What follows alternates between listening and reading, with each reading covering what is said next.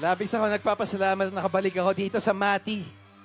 Sino ba dito yung nandito nung unang beses ako dito sa Aba, ang dami nyo naman.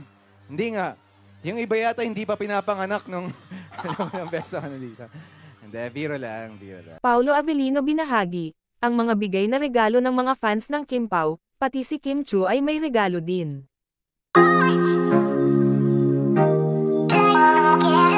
Binahagi ng actor-singer na si Paulo Avellino, ang isang mahalagang regalo ng mga fans ng Kim Pao, kung saan ang nasabing regalo ay mga sulat, na talaga namang binibigyan ito ni Paulo ng value.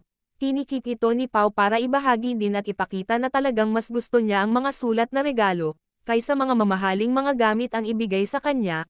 Una nang inamin ng aktor na mas nabibigyan niya ng importansya ang sulat ng mga fans sa kanya, nalilibang daw siya na basahin ang mga ito.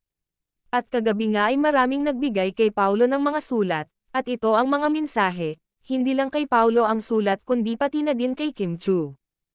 Samantala, may nakita akong isang video kung saan ay nilinaw nila, na talagang suportado ni Paulo Avellino si Kim Chu, at sinusuportahan daw ni Paulo itong si Kim sa pagbike, kung saan ay bumili pa daw ito ng bisikleta para lang masabayan itong si Kimi. Mahilig kasi si Kim Chu sa pagbike, at si Paulo naman ay mahilig sa pagmumotor, at kumakailan nga ay pinakita ng dalawa na sabay silang nagbike, kasama ang mga grupo ni Kimi. Makikita nga si Pao na nasa likuran nito ni Kim Chu, kung saan daw ay binabantayan ito ni Pao.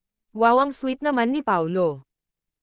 Nakita ko silang nagbabike. Kaya, di ba, sa may Pampanga yun, di ba? Mahilig talaga si Kim na magbike. Okay. Minsan lumalabas talaga yan. Nag-out of town even yan. before. Nag-out of town. Nag-triathlon pa nga yan, di ba? Nag-triathlon sa ganyan, correct. Mga ganun. Parang si Paolo, ngayon ko lang siya nakita nagbike. Na ano ba? Siguro motor si Paolo. Motor. Si Paolo, motor. Pupunta ng Clark para magmotor. Ano ba tawag doon? Motor. Basta yung parang nakalimutan ko na kung anong term yun eh. Yung mga big bike na karera. Yun. At nakita natin na protective talaga si Paolo kay Kim. Kung hindi man niya sinasabayan, nasa likod lang siya ni Kim. Alam mo yun, yung habang tumatakbo na habang nag-bike si Kim, nasa likod lang sila para in case na naman kung anong mangyari doon kay Kim, di ba? Nakaantabay lang, pero hindi nila alam na si Kim biyasa na sa pagbabike. Mas magaling pa.